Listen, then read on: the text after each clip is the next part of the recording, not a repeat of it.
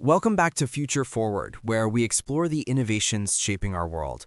Today we're diving into something many of us have a complex relationship with, learning English. But we're looking at it through a completely new lens, the lens of the digital era. It's a topic that has changed so dramatically. I mean, if you, like me, remember learning languages with those dusty textbooks and repetitive drills. Oh, I do. My entire high school French class just chanting Je suis, tu es, il est over and over. Exactly. You'll be amazed at what's possible now. The classroom has just, exploded beyond four walls. It really has. So let's start with the most visible change, technology. And the first big player is, of course, artificial intelligence. And this isn't just about simple translation apps anymore. Right. We have AI-powered platforms like Speak or even ChatGPT that can act as genuine conversation partners.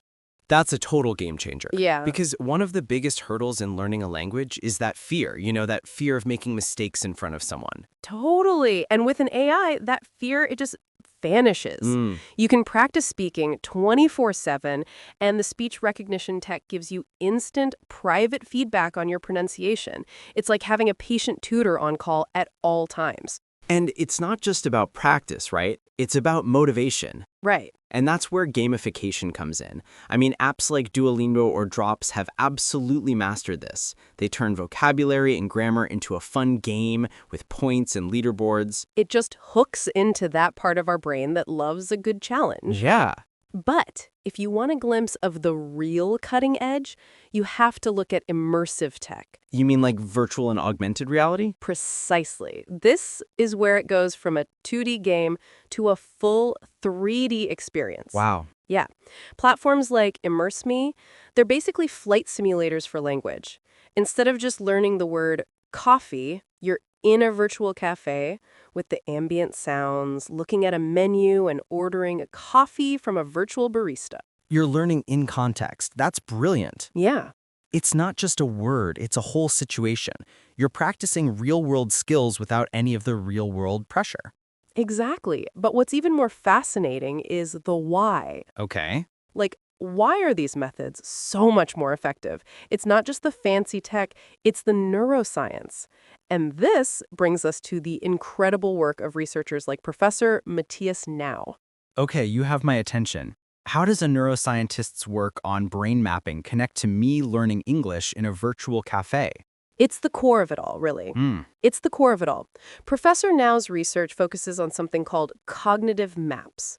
For the longest time, scientists thought this brain system, it's in a region called the hippocampus, was just for spatial navigation. Like a biological GPS in your head for getting around a city. Right.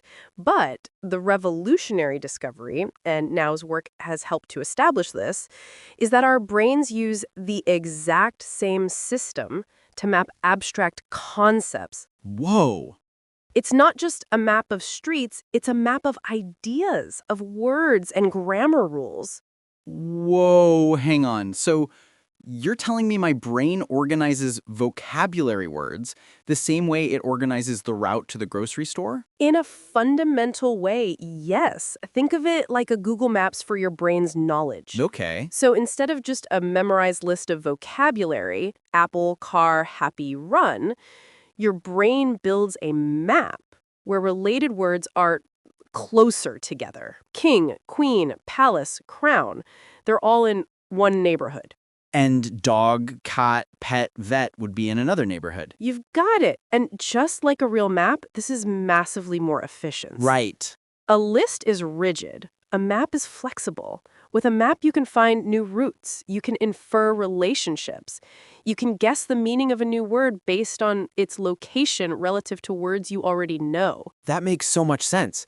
It's the difference between knowing a list of facts and truly understanding a system. Exactly. And you're not just storing information, you're building a usable model of the language in your head. And that's the future.